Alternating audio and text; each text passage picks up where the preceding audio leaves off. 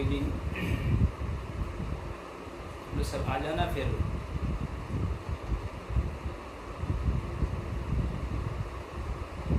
जो है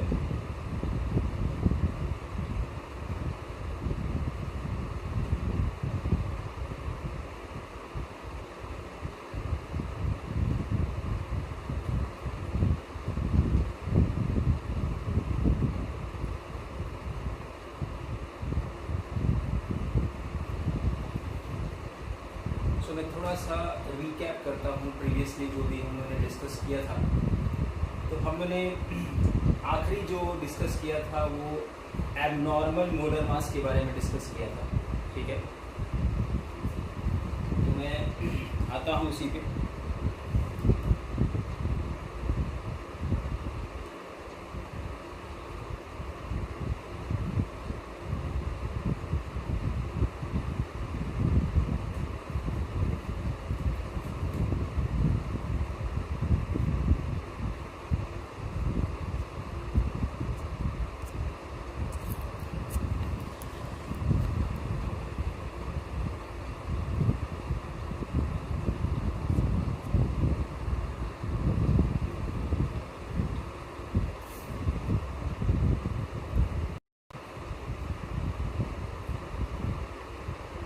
good evening everyone.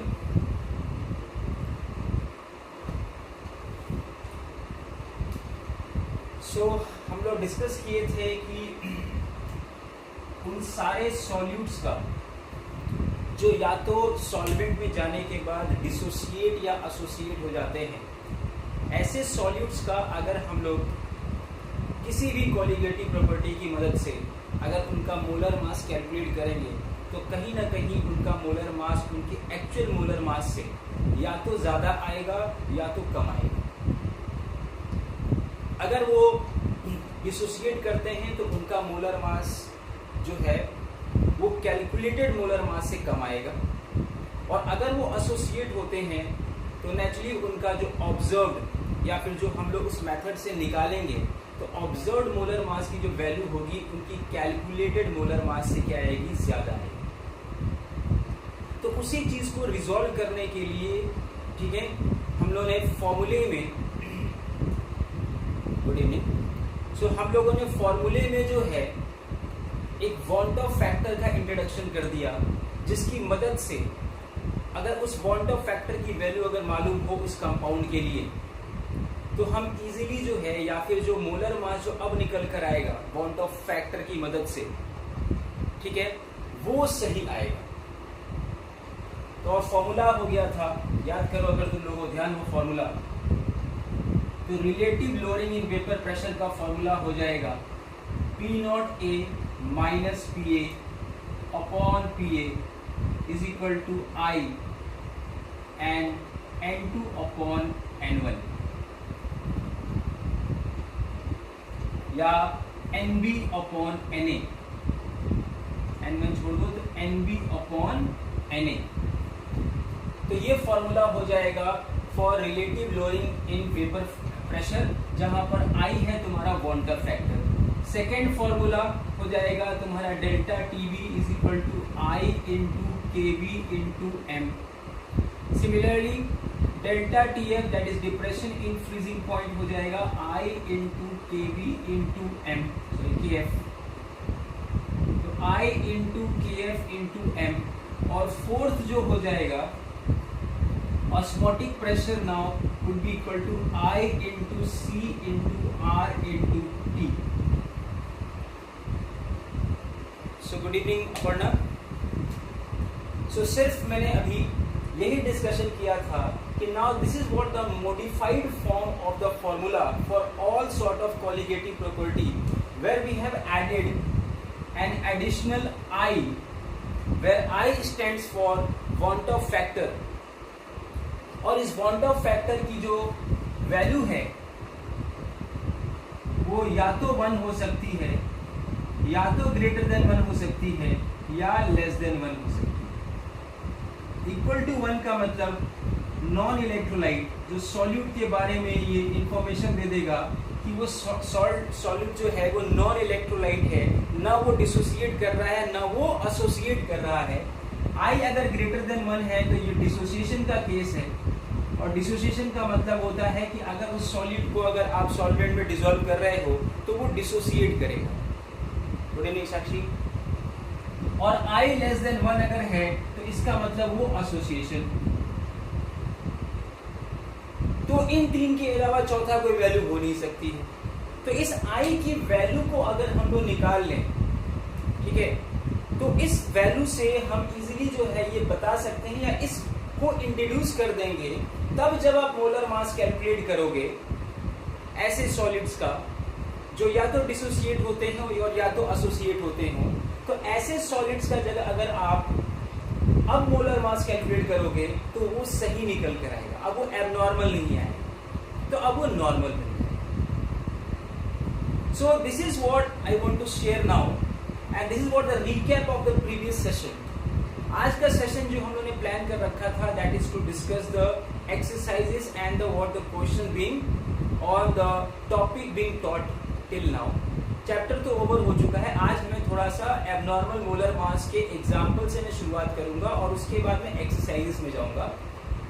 मैं उम्मीद करता हूं और तुमसे एडवाइस देता हूं, तुम लोग से जितने लोगों ने मुझे ज्वाइन किया है, अगर आप लोगों को कोई पर्टिकुलर क्वेश्चन डिस्कस करना है एक्सरसाइज का, तो या तो वो आप लिखकर स्क्रीन पे शो कर दें, या फिर मैंने जो क्वेश्चंस प्लान कर रखा है, let me discuss that questions then. तो पहले मैं एग्जाम्पल्स के साथ चलता हूँ, जो एबनॉर्मल मोलर मास का एग्जाम्पल है, उसके बाद में फिर एक्सरसाइज में एंटर करूंगा। मैंने कुछ क्वेश्चन डिसाइड कर रखे हैं डिस्कस करने के लिए, जो मुझे लगा कि इम्पोर्टेंट है और वो बोर्ड में भी आया हुआ है और आपका एनसीईआरटी का एक्सरसाइज का पार्ट भी। तो वो मैंने कुछ क्वेश्चंस मतलब डिसाइड किया कि मैं जरूर डिस्कस करूंगा। अपार्ट फ्रॉम दिस, ठीक है, अपार्ट फ्रॉम दिस अगर आपको कोई एक अपना कोई पर्सनल क्वेश्चन है तो उसको मैं प्रायोरिटी दूंगा कि वो क्वेश्चन मैं पहले डिस्कस करूँ। तो वो अगर आप डाल दो अगर स्क्रीन पे कि कौन सा आप क्वेश्चन डिस्कस करना चाहते हो ऑफ एक्सरसाइज और इन टेक्स्ट और anything, so that I can just come to that question. Otherwise I am starting with first of all example number 2.12। ठीक है, ये क्वेश्चन हमें डिस्कस करना था क्योंकि हमने लास्ट टाइम पे नहीं कर पाए थे। ठीक है, तो ये एबनॉर्मल मोलर मास का ये क्वेश्चन है, एग्जाम्पल नंबर 2.12 जो मैंने पहले यहाँ पे लिख रखा है। तो एनसीईआरटी का एग्जाम्पल नंबर 2.12 आप लोग निकाल लीजिए और क्वेश्चन को पढ़िए और समझने की कोशिश करिए क्या करना है। ठीक है,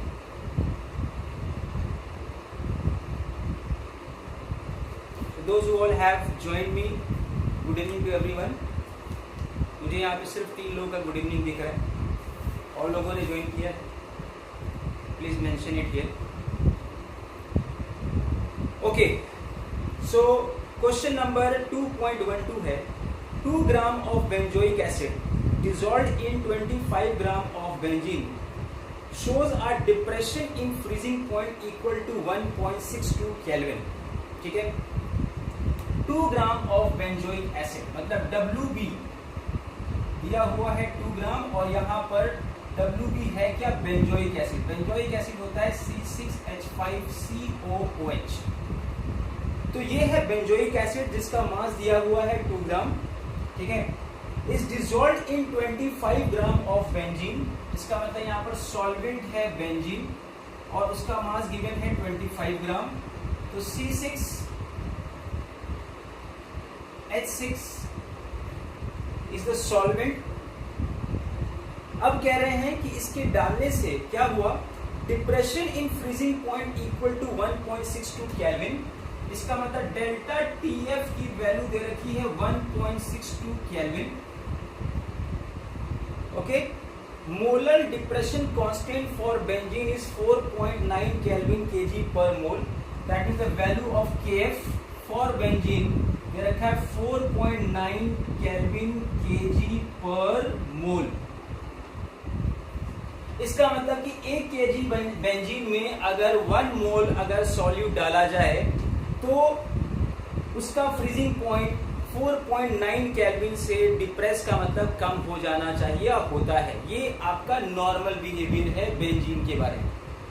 तो बेंजीन एक सॉल्वेंट है, एक लिक्विड है उसका फ्रीजिंग पॉइंट जो भी होगा, we don't know the freezing point of the benzene now, लेकिन इतनी इंफॉर्मेशन हमें पता है कि अगर 1000 ग्राम ऑफ बेंजीन या 1 kg ऑफ बेंजीन में अगर 1 मोल ऑफ नॉन वोलेटाइल और नॉन इलेक्ट्रोलाइट अगर सॉल्यूट ऐड किया जाए तो उसका फ्रीजिंग पॉइंट 4.9 केल्विन जो है वो डिप्रेस या कम हो जाता है। ये इंफॉर्मेशन हमारे पास अवेलेबल है।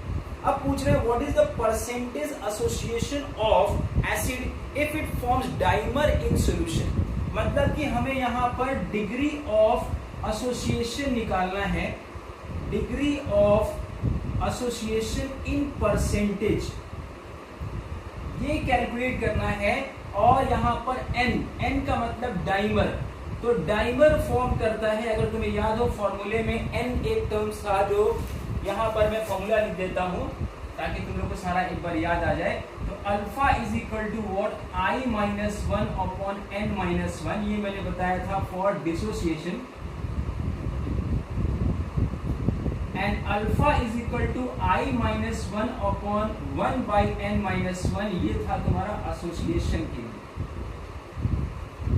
So this was the relation between degree of dissociation and the Bond-Off factor and the number of moles of the ion formed per mole of that electrolyte when dissolved into solvent।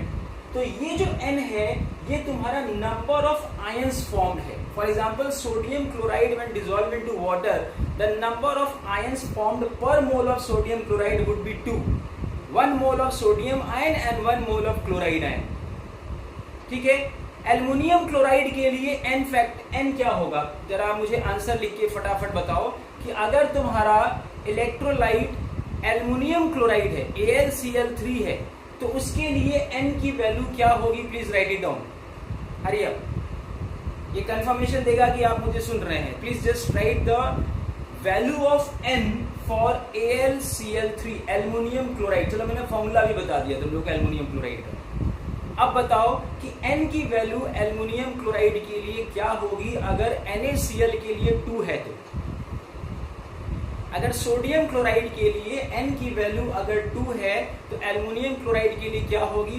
Very good, Divyanshu का मेरे पास आ गया message और साक्षी का, और बिल्कुल सही भी आया, अपर्णा का भी आ गया, एब्सोल्युटली राइट 4 5।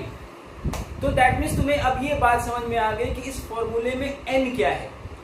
तो डिसोसिएशन के लिए नंबर ऑफ आयंस फॉर्म्ड है, और एसोसिएशन का मतलब होता है कि कितने मॉलिक्यूल्स आपस में जुड़कर एक हो जाते हैं।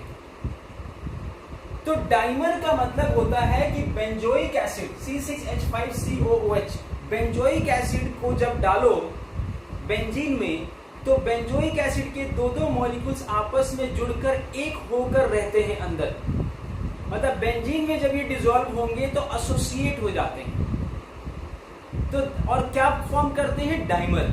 अगर यही ट्राइमर होता तो यहां पर n की वैल्यू 3 हो जाती। तो इस क्वेश्चन के लिए n की वैल्यू 2 होगी, और क्यों होगी, because it forms a dimer. Is it clear? So now अब ये सारी इंफॉर्मेशन के साथ आगे बढ़ते हैं और जो हमसे पूछा गया है उसको निकालने की अब कोशिश करते हैं। तो हमसे पूछा गया है यहाँ पर किसकी वैल्यू, अल्फा की वैल्यू। अब हमारे पास Kf भी पता है, डेल्टा Tf भी पता है, मोलैलिटी मेरे ख्याल से इस फॉर्मूले से निकाल सकते हैं। Mb निकाल ले, Mb की जरूरत पड़ेगी। What is Mb here, calculate करके बताओगे तुम लोग। What is Mb? Mb का मतलब molar mass of benzoic acid. बताओ what is the molar mass of benzoic acid here.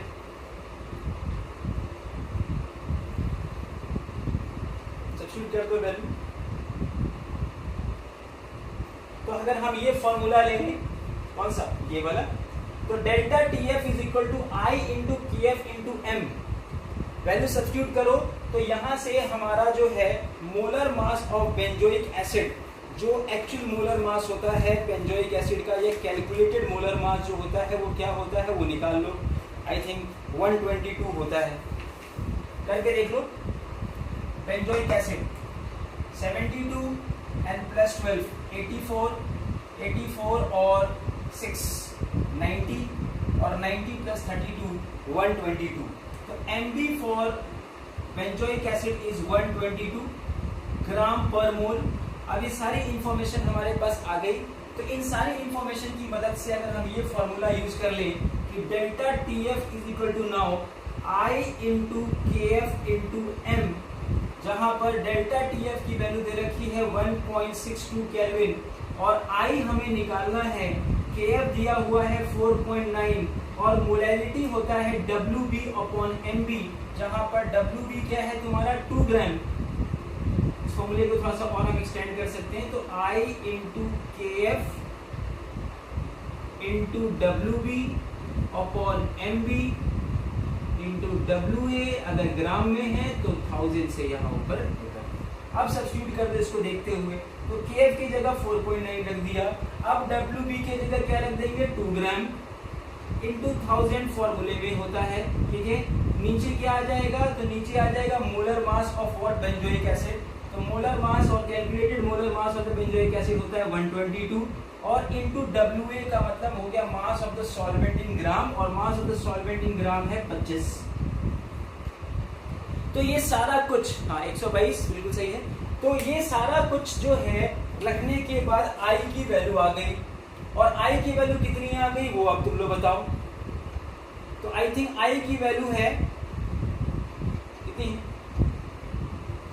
Can anybody tell me what is the value of I now, please hurry up, अभी calculation थोड़ा सा तुम लोग करना पड़ेगा।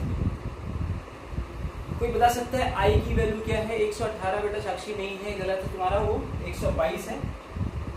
कोई बता सकता है यहाँ पर I की वैल्यू क्या आ रही है? What is the value of I now? अरे यार, क्योंकि देखो यहाँ पर अब हमें कैलकुलेशन तो थोड़ा सा टाइम लगेगा, अगर तुम लोग कैलकुलेट कर दोगे तो जल्दी हो जाएगा। Please do it fast.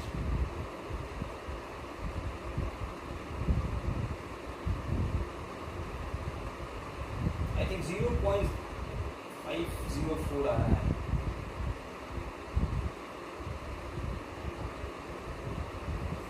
किसी ने कुछ लिखा I की वैल्यू,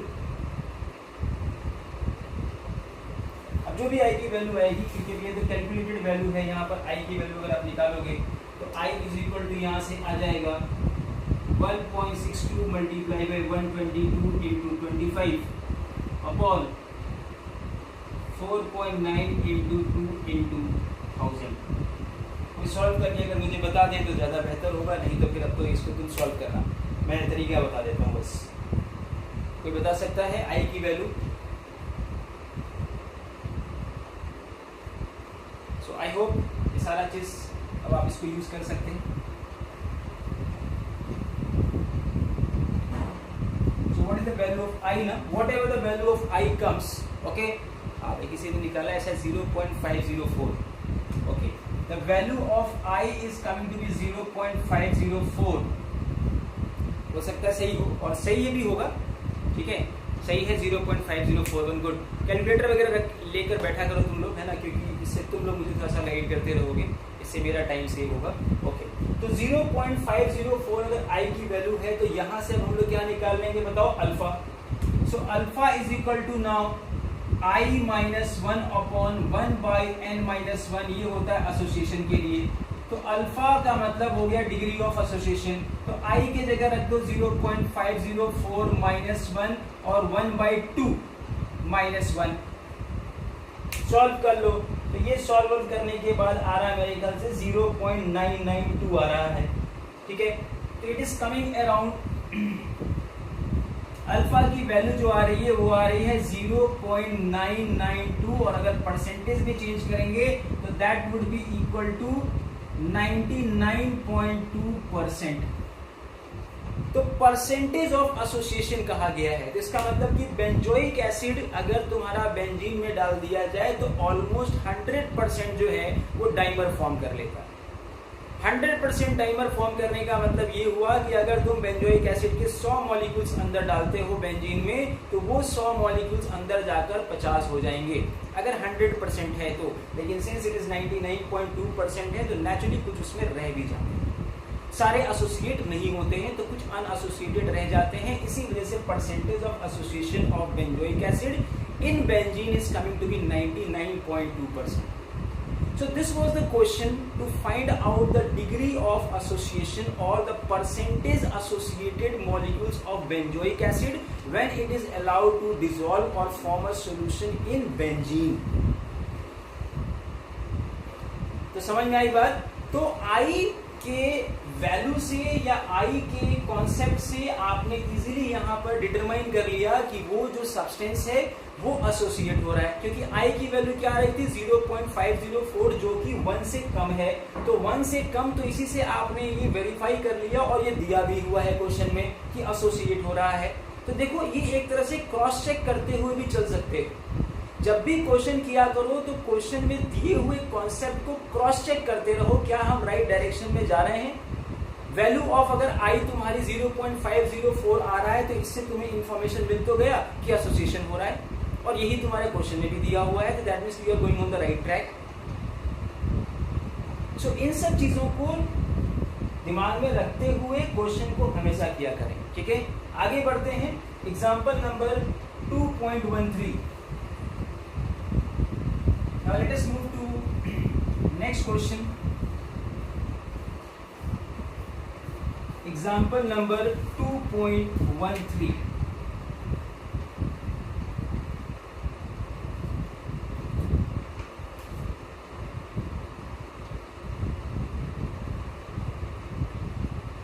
तो क्या है क्वेश्चन, पढ़े जरा, देखा जाए।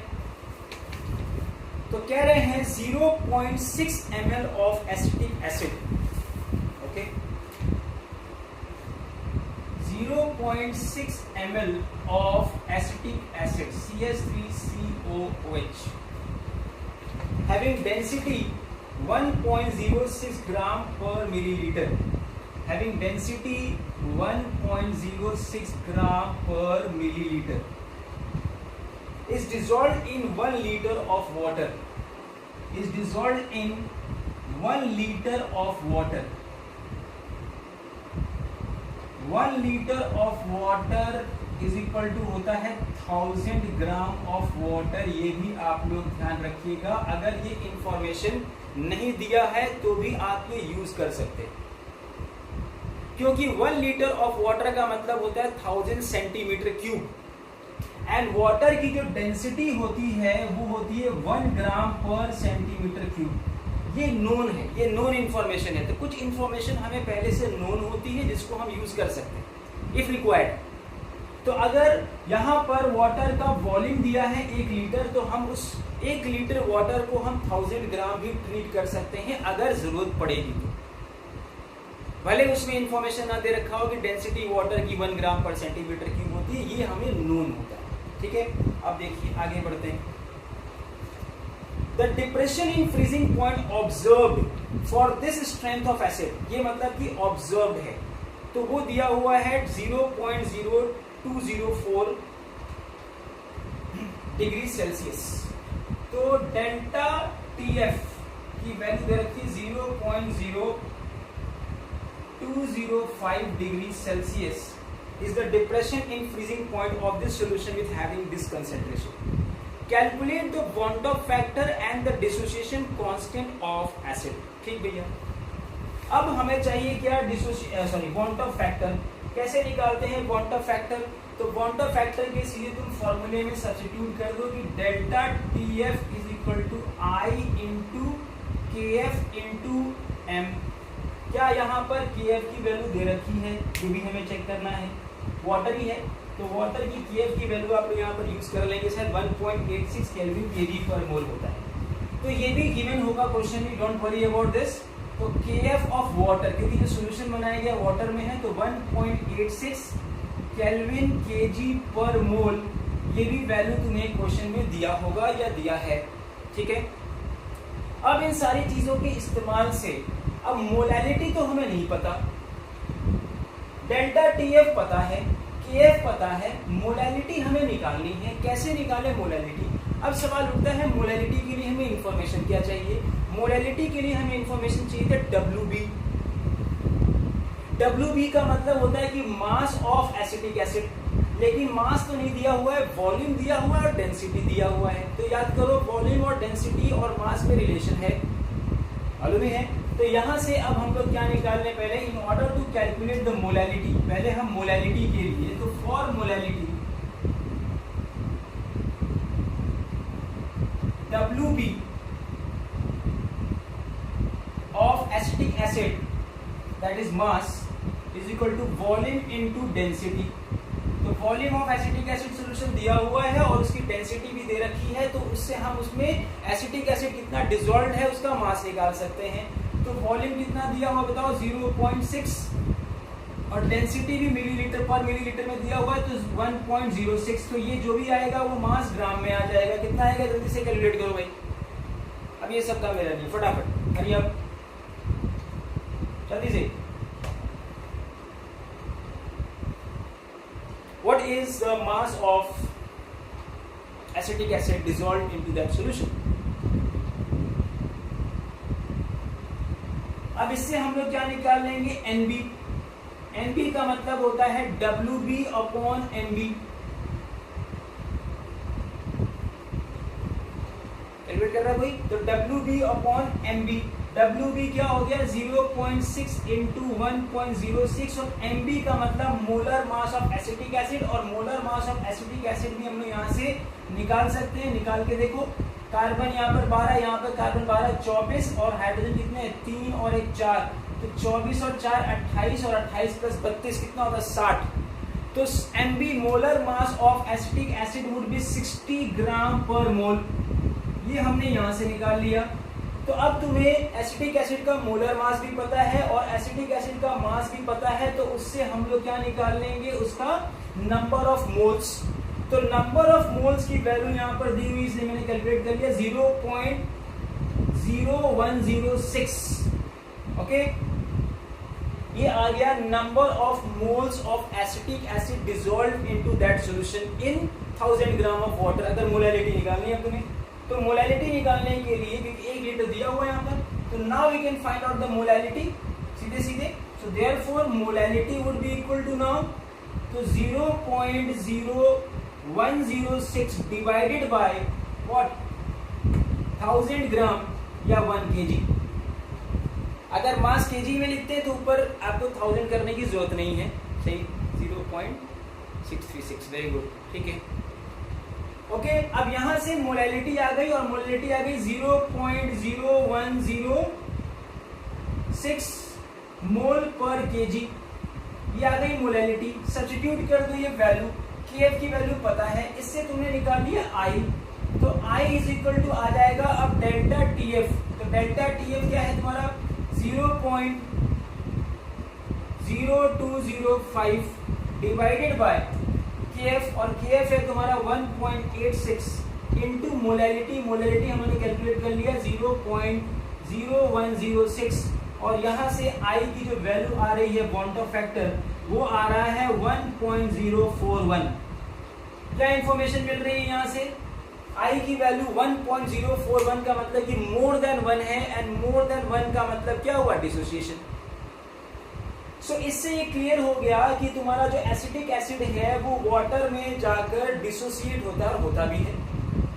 एसिटिक एसिड एक बहुत वीक एसिड है, इसीलिए इसका बॉन्ड ऑफ फैक्टर बहुत कम है। देखो 1.041 है, इसका मतलब कि स्लाइटली मोर देन 1, तो एक तरह से ना के बराबर है इसका डिसोसिएशन, ये भी तुम मान सकते हो यहाँ से, ठीक है। मैक्सिमम इसका होना कितना चाहिए, तो 2 होना चाहिए। एसिटिक एसिड का मैक्सिमम जो I की वैल्यू हो सकती है वो क्या हो सकती है, 2। क्यों हो सकती है, क्योंकि एसिटिक एसिड जब वाटर में डिसॉल्व होता है तो एक एसिटेट आयन बनता है और एक H+ आयन बनता है। तो अगर 100% डिसोसिएट होगा तो सारे के सारे आयंस में बन जाएंगे और डबल होगा हमेशा। तो एसिटिक एसिड के जितने भी नंबर ऑफ मोल्स डालो, तो अगर 100% अगर वो डिसोसिएट होता है तो अंदर जाने के बाद the number of ions would always be double to the what, the number of molecules being added. If it is 100% dissociated, then so the value of I और maximum value of I for acetic acid अगर तुमसे पूछा जाए, कभी कभार आ सकता है 1 number के क्वेश्चन में कि what would be the maximum value of I for an acetic acid when it dissolve into water, it should be 2, but it is coming to be 1.041 in this case, तो इसका मतलब यहाँ से साफ साफ पता चल रहा है कि वो 100% डिसोसिएट तो नहीं हो रहा है, मतलब कि जो भी वो डिसोसिएट हो रहा है बहुत कम हो रहा है डिसोसिएट। तो क्या निकालना है यहाँ पर, क्वेश्चन में क्या पूछा गया, तो calculate the bond of factor, पहला पार्ट हो गया, and the dissociation constant.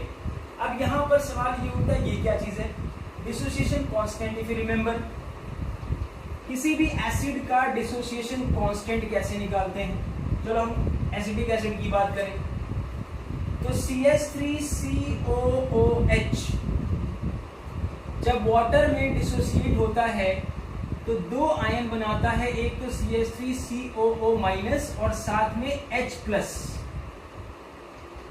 Okay, so if the concentration initially, अगर इनिशियल कंसेंट्रेशन एसिटिक एसिड का C था तो इनिशियली तो डिसोसिएट हुआ नहीं होगा, तो concentration of acetate ion and hydrogen ion in the solution would be 0 when it has not been dissociated initially. Now let at equilibrium, dissociation constant हमेशा equilibrium condition पे निकाली जाती है, तो इक्विलिब्रियम में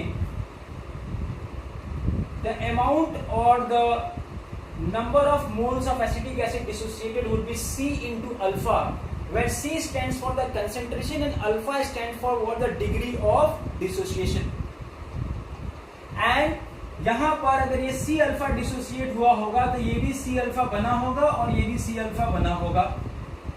अब याद करो Kc, अगर तुम लोग को ध्यान हो Kc का फॉर्मूला, तो Kc होता है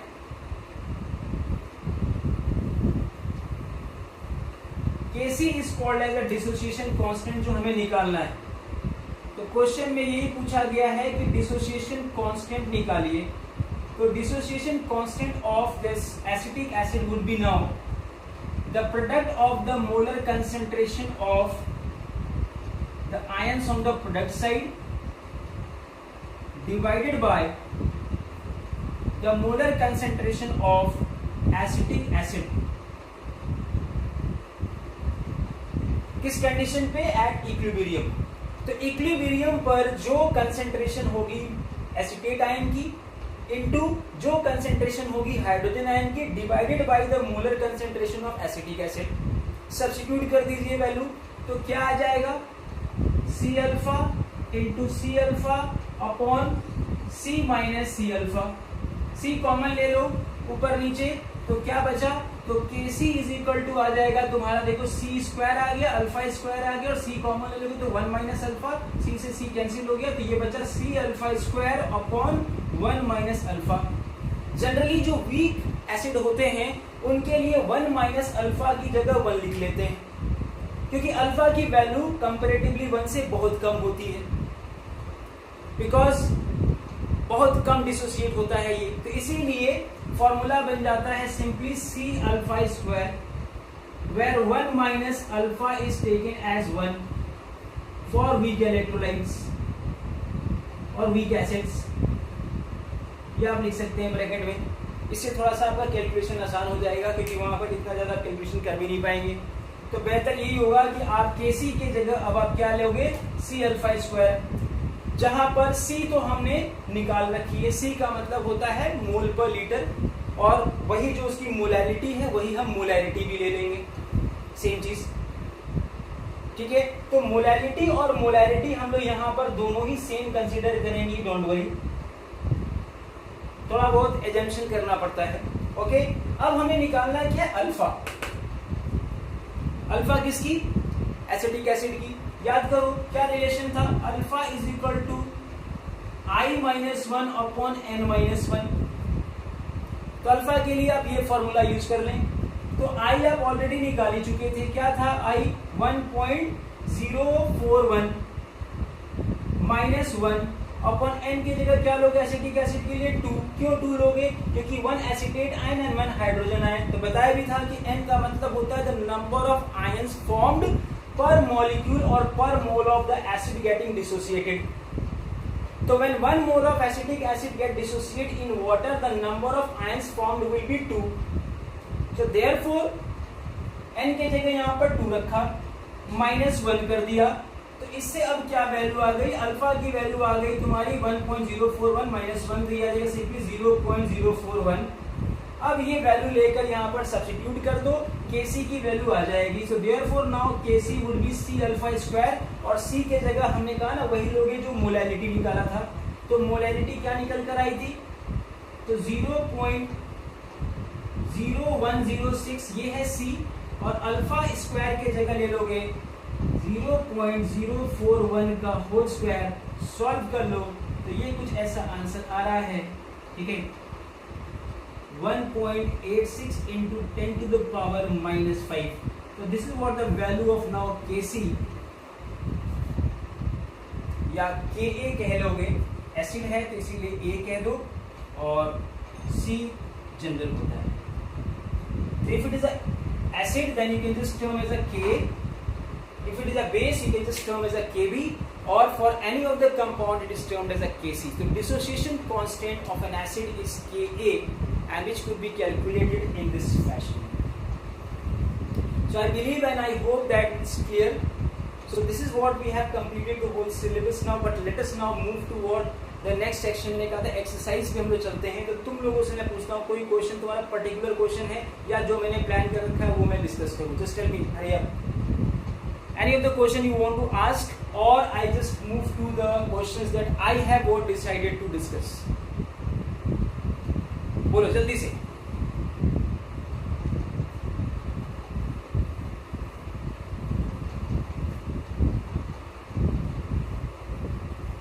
Any question in particular you want to ask, or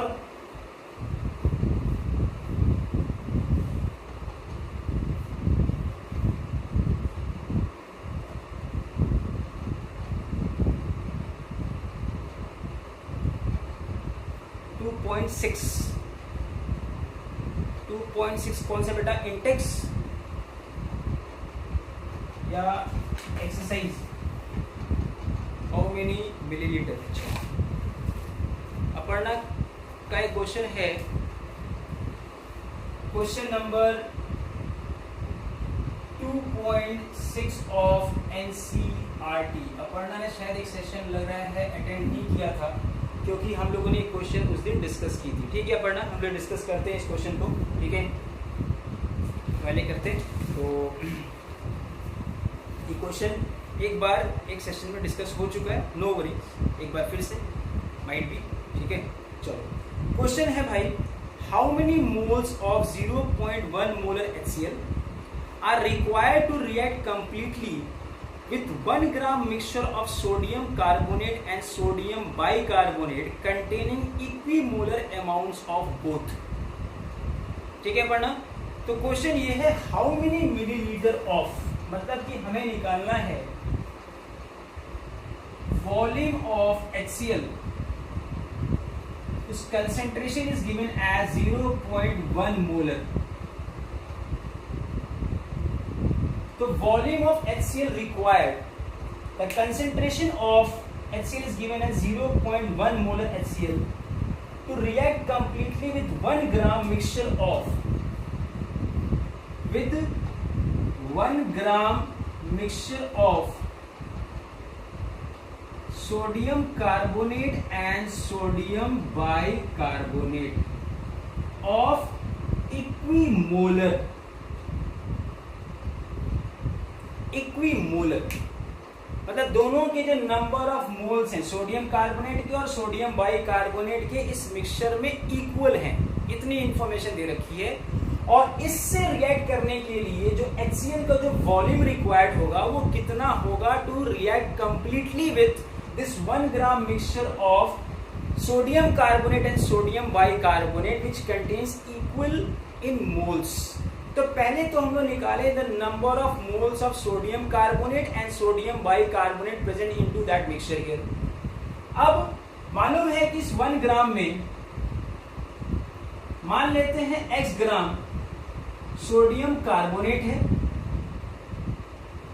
तो इसमें 1 minus x gram sodium bicarbonate होगा, ये तो मानते हो भाई। टोटल दोनों मिलाकर 1 ग्राम है ना, तो उसमें से मान लेते हैं कि अगर x ग्राम सोडियम कार्बोनेट है तो 1 माइनस x ग्राम क्या होगा, सोडियम बाइकार्बोनेट।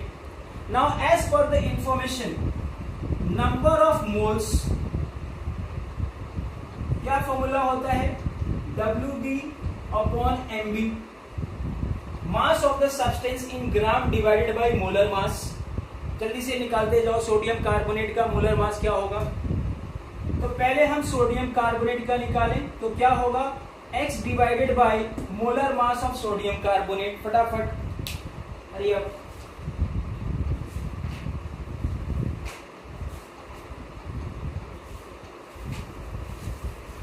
निकालो जल्दी से।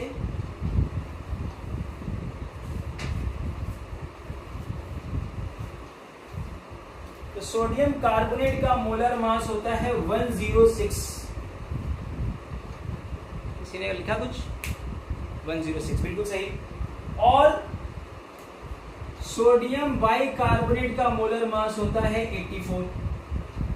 ऑफ कोर्स ये दिया होगा एटॉमिक मास, तो सोडियम का 23 है, हाइड्रोजन का 1 है, कार्बन का 12 है, ऑक्सीजन का 16 है, ये सब गिवन जरूर होगा। तो ये सारा देने के बाद आप देखो x/106 is equal to 1 minus x/84, ये इक्वेशन बन गया। x को सॉल्व कर लो और x को सॉल्व करने के बाद x की वैल्यू आ जाएगी 0.568 ग्राम, ऐसे सॉरी 0.568 ग्राम, बिल्कुल सही। तो x की यहां से वैल्यू आ गई 0.568 ग्राम, ये आ गई 0.558 gram. This is what the value of x और the amount of sodium carbonate in that 1 gram is 0.558। तो इसमें से माइनस कर लो तो ये आ जाएगा। और दोनों के अब नंबर ऑफ मोल्स निकाल सकते हो।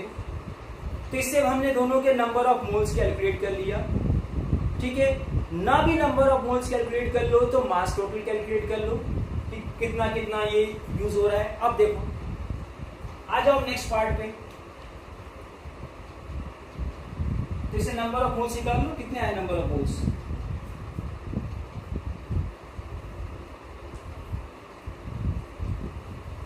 अब देखो, now see the reaction. In the first reaction sodium carbonate reacts with HCl will form NaCl, water and carbon dioxide। बचपन से पढ़ाया जा रहा है कि जब कभी भी मेटालिक कार्बोनेट किसी एसिड से रिएक्ट करता है तो उस केस में सॉल्ट बनता है, वाटर बनता है, कार्बन डाइऑक्साइड बनता है, 3 चीजें बनती हैं। तो अब तुम्हें मालूम है कि सोडियम कार्बोनेट के कितने ग्राम के साथ, कितना निकाला था, 106 के साथ 2 into 36.5 ग्राम ये रिएक्ट करता है। मतलब कि 106 के साथ 2 into 36.5 ये रिएक्ट करता है, रिक्वायर्ड होता है। रिएक्शन में दिख रहा है साफ साफ कि अगर रिएक्शन में सोडियम कार्बोनेट 106 ग्राम हो तो HCl कितना यूज होता है in order to react with 106 gram. Mole concept सीधे याद करो। मास में अगर तुम निकालना चाहते हो तो सीधे सीधे मास में निकाल लो। तो 2 into 36.5, तो 1 ग्राम के लिए क्या हो जाएगा बताओ, 2 into 36.5 डिवाइड बाई 106। अब तुमने निकाल लिया था x की वैल्यू, x की वैल्यू क्या थी बताओ, तो 0.558 ग्राम के लिए निकाल लो। तो 2 into 36.5 into 0.558 डिवाइड बाई 106। देखो ये बहुत लंबे लंबे कैलकुलेशंस हैं, तो करोगे तो करना पड़ेगा ही, ठीक है। तो अब इससे तुम्हारा क्या आ गया, या दूसरा तरीका था कि नंबर ऑफ मोल्स निकाल लिए होते। एक ये भी तरीका था कि सीधे सीधे नंबर ऑफ मोल्स निकाल लिए होते कि सोडियम कार्बोनेट की 1 मोल के साथ HCl का कितना मोल रिक्वायर्ड होता है, 2 मोल्स। एक और ऑप्शन है यहाँ पर कि 1 मोल of sodium carbonate requires 2 moles. So कितने मोल्स निकल कर आए थे ये निकाल लो, 0.558/106। तो इतने मोल्स के साथ कितना रिएक्ट करेगा, तो 2 से मल्टीप्लाई कर दो। तो ये पता चल गया सोडियम कार्बोनेट के साथ HCl के कितने मोल्स या कितना मास यूज होगा। सिमिलरली तुम NaHCO3 के साथ निकाल लो। अब नेक्स्ट पार्ट तुमसे पूछा गया है कि NaHCO3, तो NaHCO3 when react with HCl it forms NaCl plus water and plus CO2। NaHCO3 का क्या निकल कर आया था 84 ग्राम। 84 ग्राम के साथ ये कितना यूज होता है 36.5। तो अब उसी तरीके से तुम अब NaHCO3 का मास निकाल लो, कितना था 0.442। तो 0.442 ग्राम के साथ क्या आ जाएगा, तो 36.5 upon 0.442 into what, I am sorry 84 into 0.442, ये आ गया तुम्हारा mass of HCl required with NaHCO3।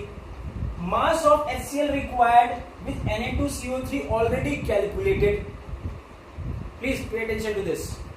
सो यहां से आपने निकाल लिया कि सोडियम कार्बोनेट के 0.558 ग्राम के साथ HCl का कितना मास यूज होगा। उसी तरीके से 0.442 ग्राम NaHCO3 के साथ HCl कितना ग्राम यूज होगा, दोनों आपने निकाल लिया। अब दोनों को ऐड कर दो, total mass of HCl required आ गया। अब ये टोटल मास ऑफ HCl जो रिक्वायर्ड है वो तुम्हें लाना है इस सॉल्यूशन से। इस सॉल्यूशन से तुम्हें इतना मास HCl का चाहिए, तो कितना वॉल्यूम चाहिए ये क्वेश्चन है तुम्हारा।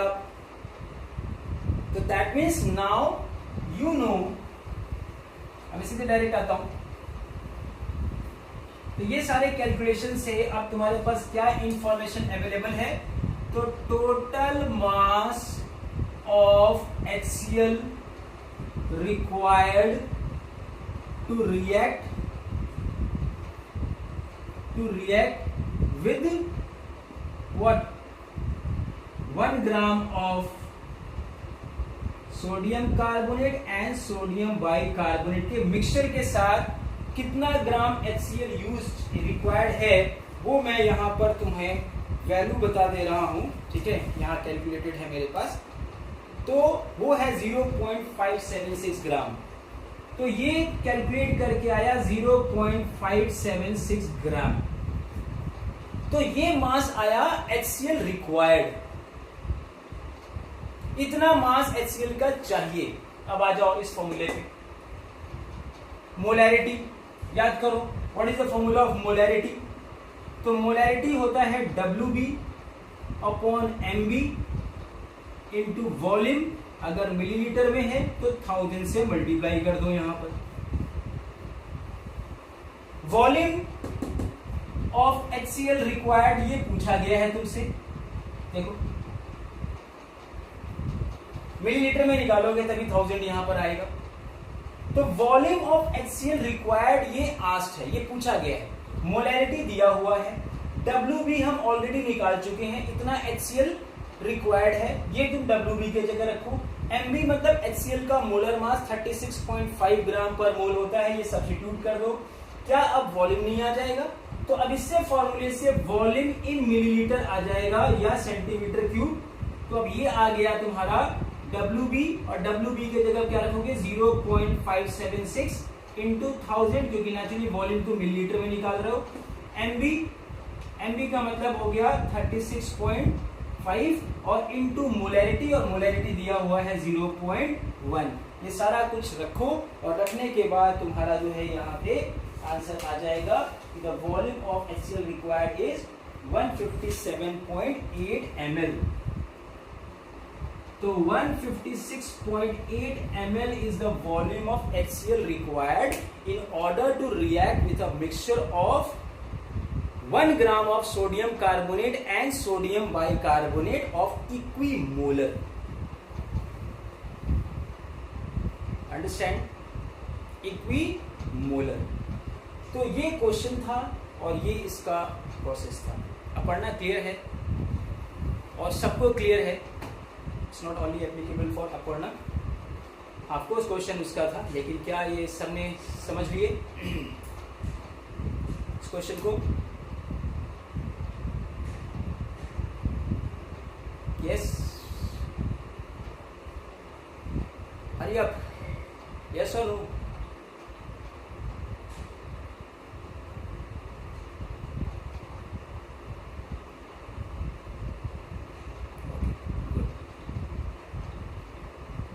नेक्स्ट एनी कोई क्वेश्चन और कोई क्वेश्चन तुम्हारा है तुम लोग का? Any of the question you want to ask? 2. Sakshi पूछ रही है 2.27.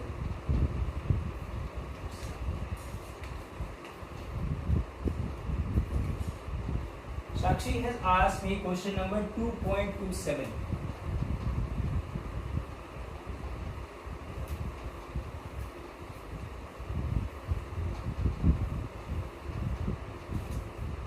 Okay, question number 2.27 में पढ़ रहा हूँ. If the solubility product of CuS cupric sulfide is 6 into 10 to the power minus 16, calculate the maximum molarity of CuS in aqueous solution. Okay. Solubility का मतलब ही होता है the maximum amount of the solute dissolved into the given amount of the solvent at a given temperature. This is called as the solubility. याद रखो, solubility is the maximum amount. तो मतलब कि जो मैक्सिमम जितना कि सैचुरेटेड सॉल्यूशन, याद करो सॉल्युबिलिटी जब कैलकुलेट किया जाता है तो किसी भी सब्सटेंस की सॉल्युबिलिटी का मतलब होता है कि उस गिवन सॉल्वेंट में हम सॉल्यूट तब तक ऐड करते हैं जब तक वो डिसॉल्व होता रहे.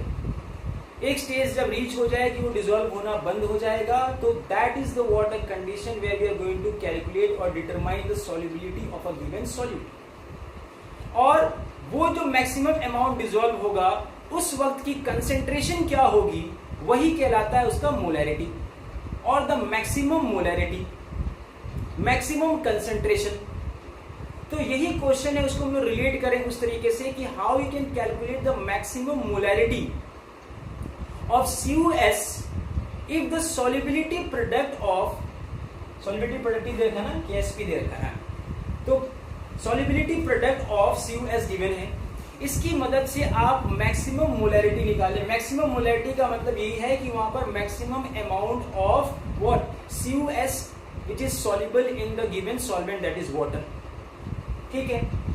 अब तुम्हें मालूम है कि CuS अगर वाटर में डिसोसिएट होता होगा तो Cu2+ बनाता होगा और S2- बनाता होगा. ठीक है. तो अगर मान लेते हैं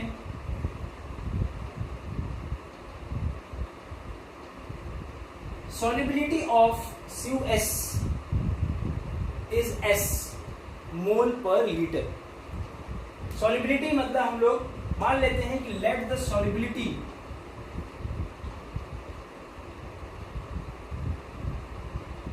of CuS is S मोल पर लीटर. तो अगर 1 मोल ऑफ CuS अगर डिसॉल्व होता है तो 1 मोल ऑफ Cu2+ बनता है और 1 मोल ऑफ S2- बनता है. तो अगर S मोल अगर डिसॉल्व होता होगा तो इसका भी S बनता होगा और इसका भी S बनता होगा. ये तो क्लियर है. So if S mole of what CuS get dissolve into this, तो S और ये S फॉर्म होता होगा. ठीक है. KSP का फॉर्मूला याद करो. KSP इज इक्वल टू होता है the molar concentration of what Cu2+ into molar concentration of what H2-. जो कंपाउंड है उसका हम लोग 1 लेते हैं, याद करो, क्योंकि वो प्योर सॉलिड स्टेट में है.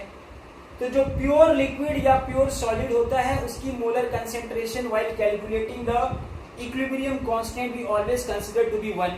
So this is the formula for finding out the KSP of CuS.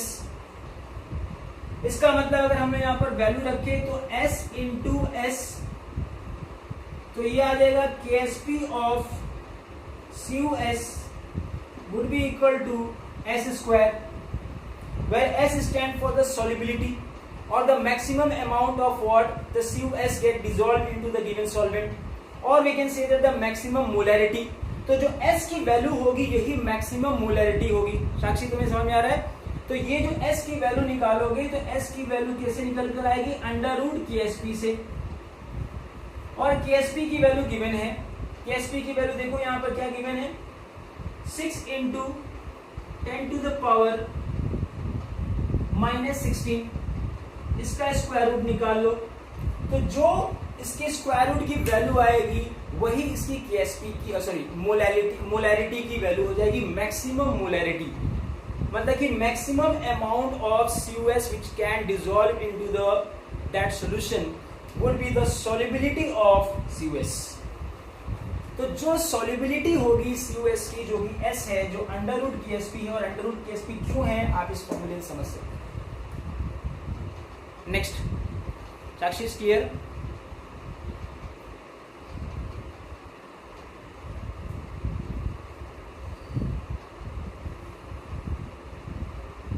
Sakshi clear है?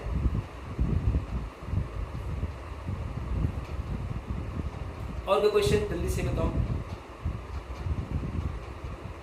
Any more question you want to ask? Please cells का सारे क्वेश्चंस को डिस्कस कर लिया जाए। अगर तुम लोग का और कोई प्रॉब्लम है अपना पर्सनल तो बताओ, उस क्वेश्चन पे हम वर्क करें।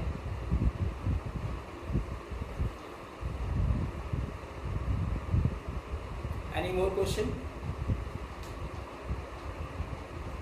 सारे क्वेश्चन लगा लिया?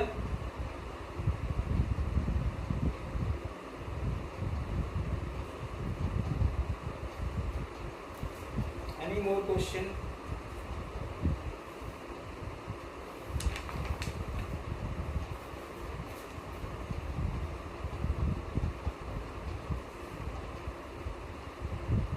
कोई क्वेश्चन पूछना चाहते हो? एक लास्ट क्वेश्चन में 2.41 डिस्कस करने जा रहा हूँ। देखो बोर्ड में भी आया हुआ क्वेश्चन है ये। इसके अलावा अगर तुम लोग कोई क्वेश्चन पूछना चाहो तो बताओ, अदरवाइज आज सेशन का मैं आखिरी क्वेश्चन ये डिस्कस करने जा रहा हूँ, that is what question number 2.41। फिर भी इसके बाद भी अगर कोई प्रॉब्लम रह जाती है, कोई क्वेश्चन तुम्हें डिस्कस करना है तो प्रायर आप हमें एक इंटीमेशन दे दें, ठीक है, क्लास से एक दिन पहले कि ये क्वेश्चन मुझे पूछना है, तो मैं उस क्वेश्चन को डिस्कस कर लूँगा। अदरवाइज नेक्स्ट सेशन से हम लोग नया चैप्टर शुरू करेंगे, दैट इज व्हाट इलेक्ट्रोकेमिस्ट्री। तो ट्यूसडे से हम नया चैप्टर शुरू करेंगे। तो आखिरी में क्वेश्चन डिस्कस करने जा रहा हूँ, please pay attention to this. ये ऑस्मोटिक प्रेशर के ऊपर है।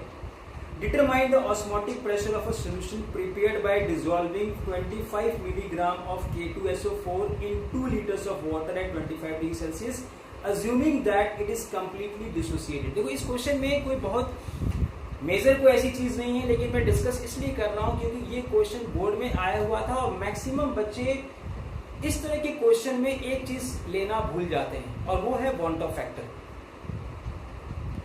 इसमें ब्रैकेट में दिया भी हुआ है, इस क्वेश्चन में ये इंफॉर्मेशन दी भी हुई है।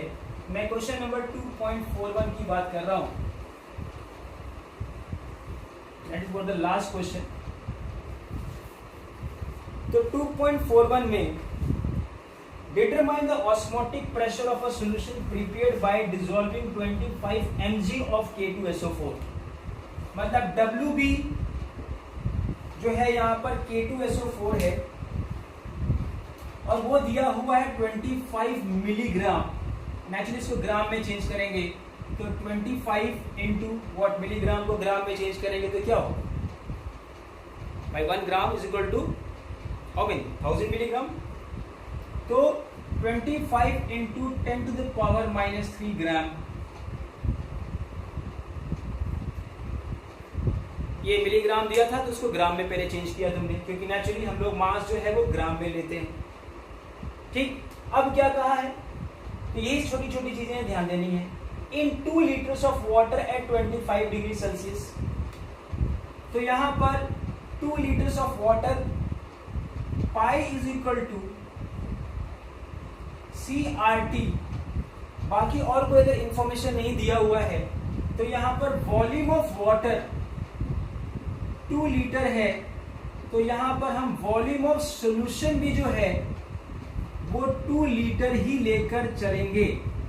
क्यों लेकर चलेंगे, ये एजम्पशन है, क्योंकि अगर तुम इस 2 लीटर पानी में अगर 25 मिलीग्राम, देखो अमाउंट की भी तो बात होती है, अगर हम इस 2 लीटर पानी में 25 ग्राम अगर तुम K2SO4 ऐड कर दो तो क्या पानी के वॉल्यूम में कोई चेंजेस आएगा, ना के बराबर आएगा, मतलब वो मेजरेबल नहीं होगा।